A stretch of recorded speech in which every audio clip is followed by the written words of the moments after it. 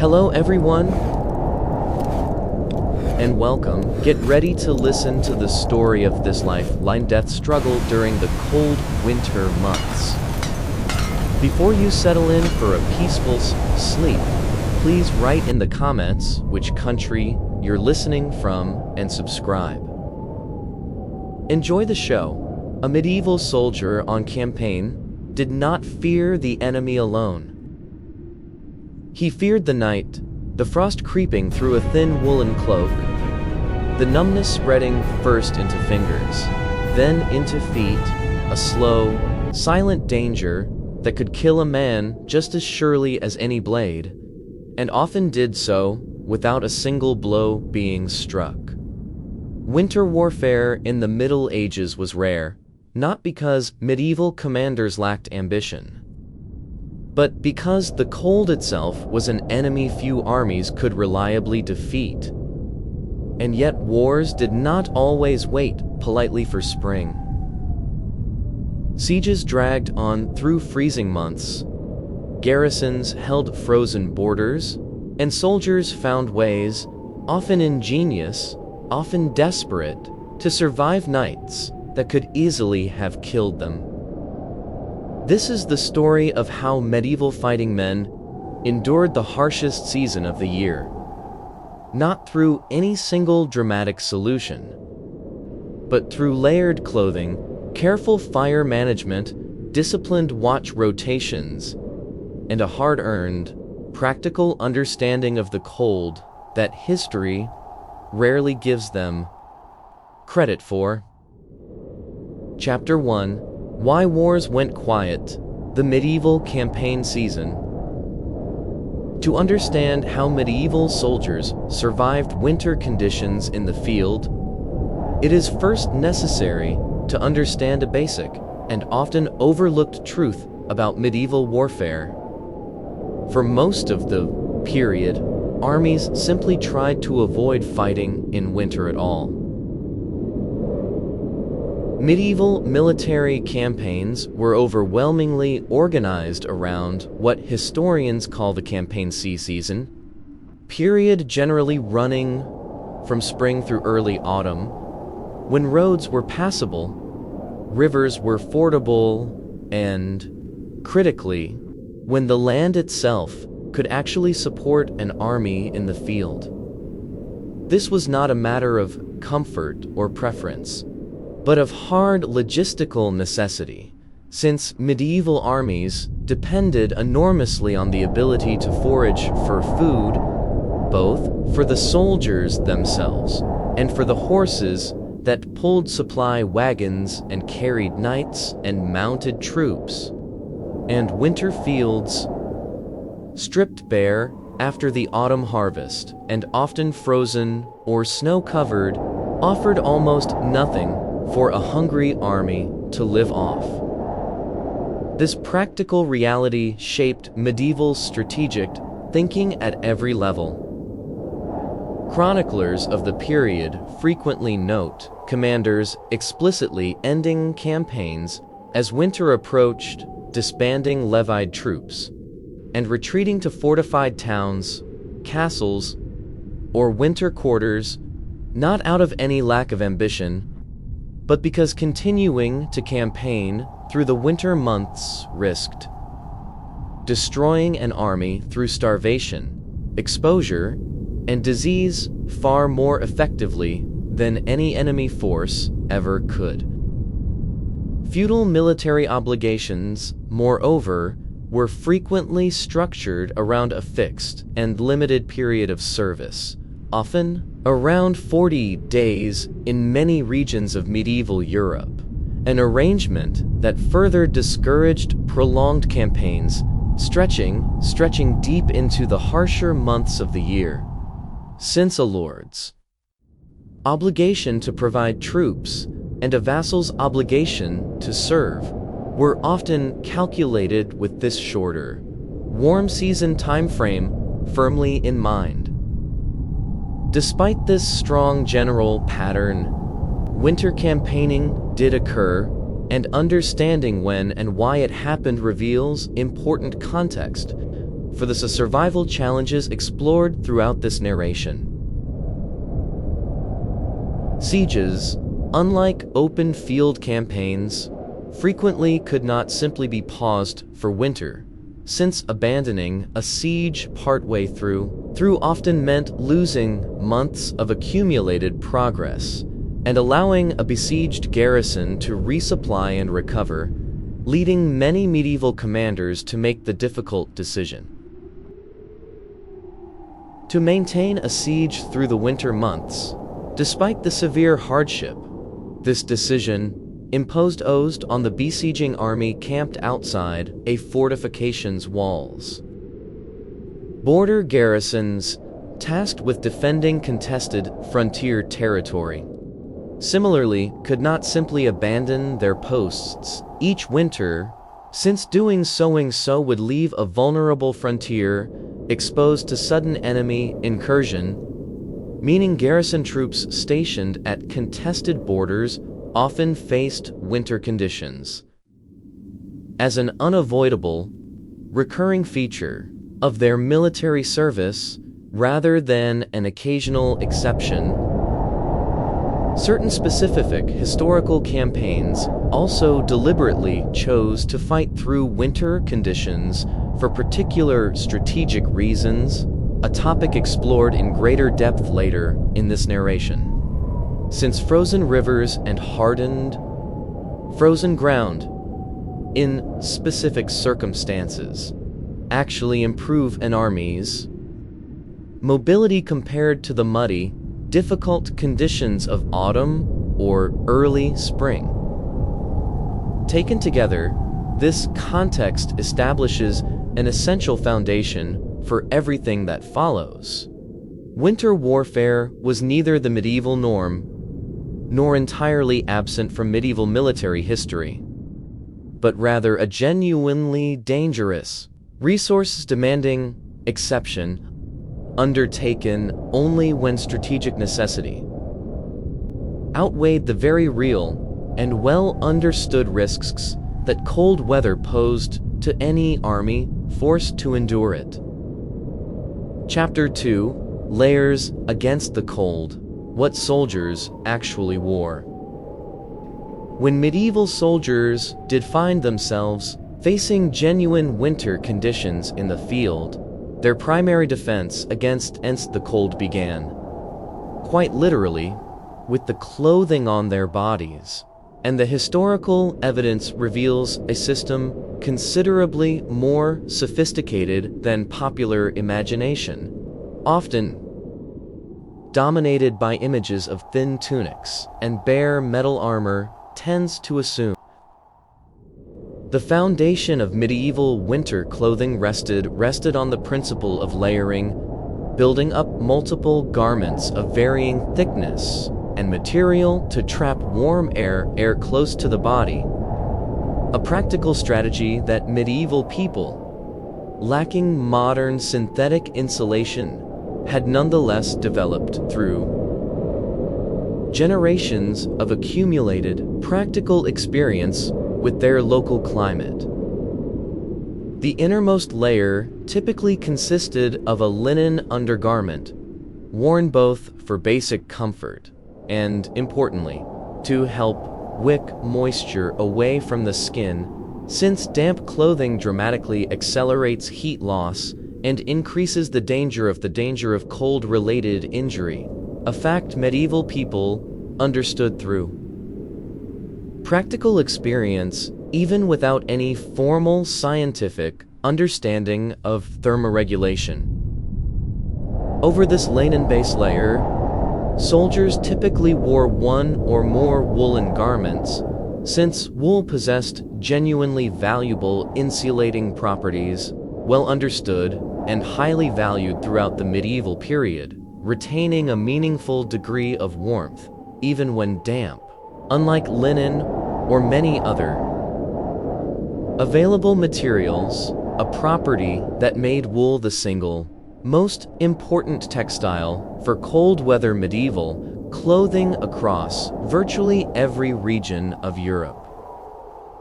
For soldiers specifically, This civilian clothing foundation was combined with military-specific garments adapted for combat readiness alongside cold protection. A padded garment known as a gambeson, constructed from multiple layers of linen or wool stitched together, and often stuffed with additional wool, rags, or other insulating material, served the essential dual purpose of cushioning the body against blows, whether from an enemy weapon or from the soldier's own armor, while simultaneously providing meaningful additional insulation against cold. Particularly valuable, given that a gambeson was frequently worn regardless of season as a foundational piece of a soldier's basic equipment. Over this padded layer, depending on the soldier's rank, wealth, and role, various forms of armor might be worn, and it is worth directly addressing a common popular misconception here. Metal armor itself. Contrary to the sometimes repeated modern assumption that armor made cold worse by conducting heat away from the body, was typically worn over substantial padded and woolen layers specifically designed to prevent this problem, meaning a well-equipped medieval soldier's armor functioned more as a protective outer shell over a genuinely warm layered clothing system rather than as bare, cold metal in direct contact with exposed skin. Outer garments completed this layered system with heavy wool cloaks, sometimes lined with fur for wealthier soldiers and commanders, providing an additional protective outer barrier against wind precipitation. While extremities receive their own specific attention, since hands and feet are particularly vulnerable to cold injury. Woolen hose covered the legs, sometimes supplemented with additional wrapped cloth for extra insulation in particularly severe conditions, while sturdy layer boots, sometimes lined with wool, fur, or straw for additional warmth, protected the feet, though surviving evidence and later medical accounts confirm that frostbite affecting the feet and toes remained a genuine and serious danger throughout the medieval period, particularly for common soldiers whose equipment was generally less complete and of lower quality than that available to wealthier knights and commanders. A class-based disparity in cold weather survival capability that recurs as an important theme throughout this narration. Chapter 3: Shelter in the Field, Tents, Huts, and Improvisation. Clothing alone could not protect a medieval soldier from winter's dangers throughout an entire night of rest, and shelter represented an equally critical, and often more difficult, element of cold weather survival in the field. The nature of available shelter varied enormously depending on a soldier's rank, the specific circumstances of the campaign, and whether the army in question was actively on the move or settled into a more fixed position, such as a siege camp or garrison post. And this variation itself reveals great deal about the practical realities and social inequalities of medieval military life. Wealthier commanders and knights typically traveled with canvas tents, sometimes elaborate and relatively spacious structures capable of housing a lord along with a modest personal retinue equipped with portable furnishings, braziers for heating, and, in the case of particularly wealthy commanders, even carpets or hangings intended to provide a degree of insulation against the cold ground and drafty canvas walls. These tents, while still far from luxurious by later standards, represented a meaningfully superior standard of shelter compared to what ordinary common soldiers could typically expect,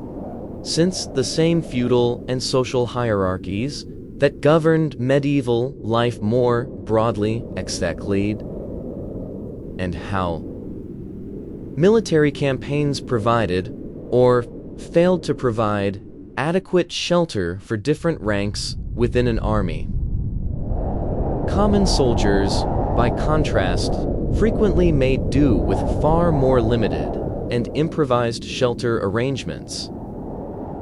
Simple canvas tents, when available at all, were typically smaller and shared among multiple men, packed closely together specifically to share and conserve body heat through the night, a practical necessity that meant common soldiers had little expectation of significant personal space. While on campaign, where tents were unavailable or insufficient, soldiers frequently constructed improvised shelters from whatever materials the local landscape provided, including simple, lean-to structures built from cut branches and foliage, turf huts constructed by stacking cut sections of earth and grass into low, insulating walls, or, in situations of genuine desperation, simply digging into snowbanks or natural depressions in the ground to create a partially sheltered space offering at least some protection from direct exposure. During prolonged winter sieges specifically, armies frequently invested considerably more effort into constructing semi-permanent winter care camp structures than would have been practical during a fast-moving field campaign, since a besieging force settled outside a fortification for an extended had both the time and the strategic motivation to build more substantial shelter.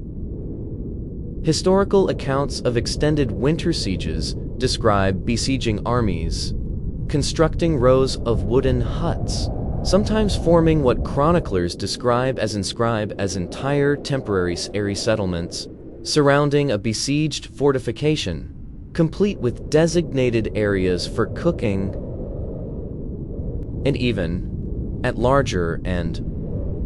more organized sieges, rough markets where merchants and camp followers sold food and supplies to the encamped soldiers. Regardless of the specific form shelter took in any given circumstance, the underlying goal remained consistent throughout: minimizing direct exposure to wind and precipitation, insulating the body from contact with cold ground, and, wherever practically possible, concentrating soldiers together in ways that allowed shared body heat to supplement whatever additional warmth their clothing and immediate shelter could provide. Chapter 4: The Body Against the Frost, Hypothermia, and Frostbite.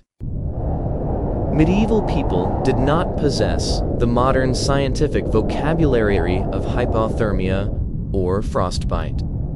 nor did they understand the precise physiological mechanisms behind cold-related injury and death in the detailed terms familiar to modern medicine. Nonetheless, medieval soldiers, commanders, and the physicians who occasionally accompanied armies on campaign possessed a genuinely substantial body of practical, experience-based knowledge regarding the dangers posed to the human body, knowledge reflected both in surviving medical texts of the period and in the practical precautions consistently taken by well-led medieval armies operating in cold conditions. Medieval medical understanding heavily influenced by the ancient humoral theory inherited from Greek and Roman medicine, generally framed excessive cold as a dangerous imbalance in the body's natural equilibrium, an imbalance believed to require active counteraction through warming remedies, protective clothing, and, where available, warmed food and drink. While this theoretical framework differs substantially from the modern scientific understanding of how the body regulates and loses heat, the practical recommendations that emerged from it, layering clothing, avoiding prolonged exposure to wet or cold conditions, and actively seeking warmth whenever possible, align closely enough with genuinely effective cold weather survival practices that this medieval knowledge, however differently theorized, provided real and meaningful practical protection. Frostbite specifically, though not named or medically defined in modern terms, was clearly recognized as a genuine and greatly feared danger throughout medieval military history, with surviving chronicles from numerous winter campaigns explicitly describing soldiers suffering the loss of fingers, toes, and in severe cases his entire limbs due to prolonged cold exposure, injuries that medieval physicians and battlefield surgeons would have needed to address through amputation in cases where affected tissue had died and risked spreading dangerous infection to the rest of the body. The particular vulnerability of extremities, fingers, toes, ears, and nose to cold injury appears to have been well understood empirically by medieval military commanders, reflected in specific practical precautions, such as ensuring soldiers kept these vulnerable areas as well covered and protected as available resources allowed, and in the deliberate practice, documented in various sources,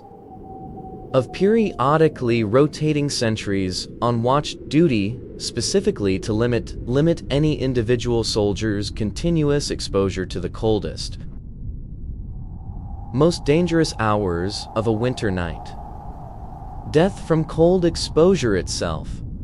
distinct from the more localized injury of frostbite, represented an even graver danger, and medieval chronicles contain numerous sobering accounts of soldiers found dead from exposure after particularly harsh winter nights, sometimes in numbers significant enough to noticeably affect an army's overall fighting strength independent of any actual combat losses. This genuine, well-documented danger reinforces an important theme running throughout this entire narration. For a medieval army operating in winter conditions, the cold itself functioned as a persistent, ever-present adversary, one that skilled and experienced commanders took as seriously, prepared against as deliberately as they prepared against any human enemy force they might actually face in battle. Chapter 5: Fire, Camp Organization, and the Fight for Warmth. If clothing and shelter formed the first two lines of defense against winter cold, fire represented the third, iron represents the third and in many respects the most immediately vital tool available to medieval soldiers seeking to survive harsh winter conditions in the field. Campfires served multiple simultaneous purposes within a medieval winter camp, providing direct warmth to soldiers gathered around them, enabling the cooking of food, which itself played an important role in maintaining body warmth and morale, as discussed further in the following chapter. And offering light and a degree of psychological comfort during the long, dark hours of a winter night. A genuinely meaningful consideration for soldiers facing the combined physical and psychological strain of cold, danger, and prolonged separation from home. Well-organized medieval armies typically established structured camp layouts specifically designed to maximize the effectiveness of available fires and shelter, with common soldiers frequently organized into small groups, sometimes numbering somewhere between 6 and 12 men, depending on the specific army and period, sharing a single designated fire and, where available, a shared tent or shelter structure. This deliberate small group organization served practical purposes beyond simple warmth, since these same small groups frequently also shared cooking duties, watch rotations, and mutual practical support, functioning as a soldier's most immediate and important social and survival unit while on campaign, a structure that historians studying medieval military organization have identified as broadly analogous in its basic social function, if not its specific formal structure, to the smaller tactical units found in many later military traditions. Securing adequate fuel for these fires represented a genuinely significant logistical challenge, particularly for larger armies encamped for extended periods in a single location, such as during a prolonged winter siege, since a large besieging force could rapidly exhaust locally available firewood within the surrounding landscape, forcing foraging parties to travel increasingly far from camp in search of fuel, a task that itself carried meaningful risk, since foraging parties operating away from the main camp's protection remained vulnerable to enemy raids, ambush, or simply the physical dangers of winter travel through unfamiliar or hostile terrain. Historical accounts of extended winter sieges frequently note fuel shortages as a genuine and serious logistical concern, sometimes forcing besieging commanders to specifically factor firewood availability into broader strategic and logistical planning alongside the more commonly discussed concerns of food supply and troop reinforcement. Beyond the practical, physical benefits of warmth and cooked food, the organized, communal nature of medieval winter camp life around shared fires likely carried significant psychological and morale benefits as well. Benefits that medieval commanders, even without any formalized modern understanding of military psychology, appear to have intuitively recognized and actively cultivated.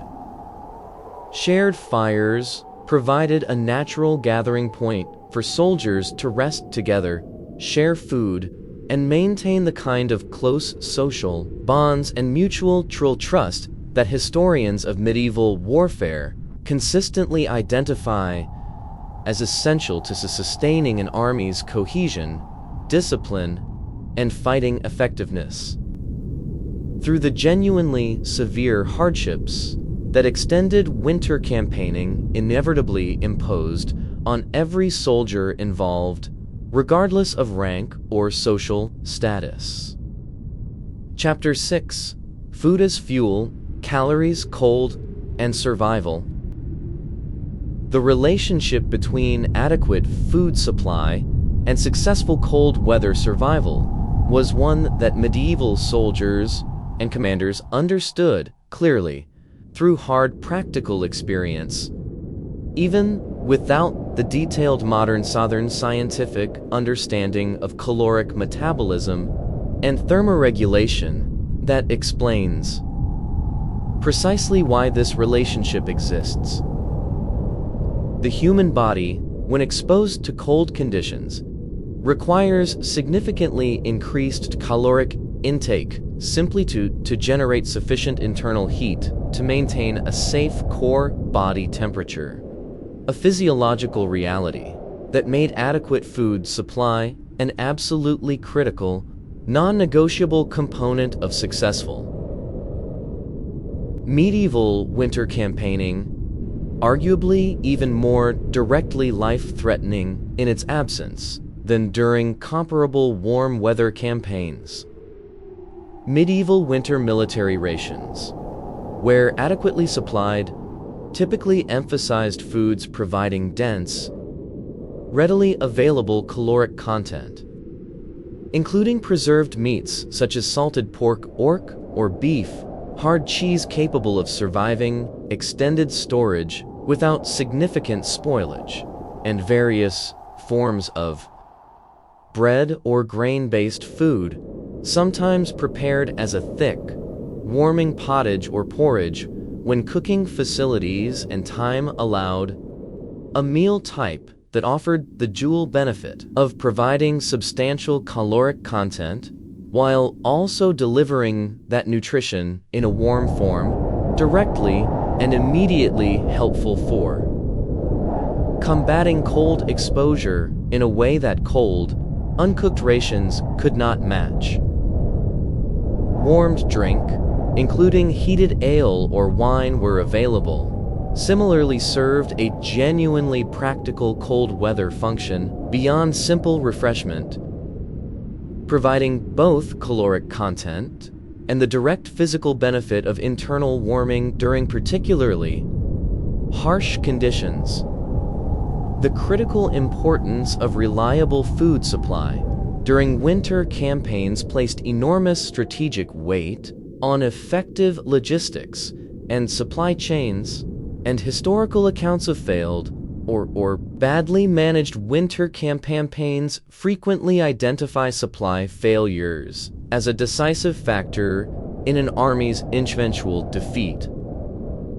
or forced withdrawal, sometimes proving more militarily decisive than any actual battlefield engagement with an opposing enemy force. Winter conditions themselves actively worked against reliable supply, since frozen or snow-blocked roads could significantly slow or entirely halt supply wagon movement. While the previously discussed absence of viable foraging opportunities during winter months meant an army operating in the field during this season depended almost entirely on whatever supplies had been deliberately stockpiled and successfully transported in advance, removing the flexibility that foraging normally provided during more favorable campaign seasons. This heavy logistical burden explains, in significant part, why the previously discussed general medieval preference for avoiding winter campaigning whenever strategically possible represented such deeply practical, hard-earned military wisdom rather than mere excessive caution. An army that successfully solved the combined challenges of adequate winter clothing, functional shelter, and reliable fuel supply might still ultimately fail, and fail catastrophically, if it could not simultaneously guarantee its soldiers sufficient food to fuel their bodies dramatically. Increased caloric demands throughout the cold season, a socratic reality that medieval commanders throughout the period clearly understood, and that shaped the careful, deliberate planning behind every successful medieval winter campaign, explored in the case studies presented later in this narration. Thank you for listening all the way through. Please subscribe and leave a comment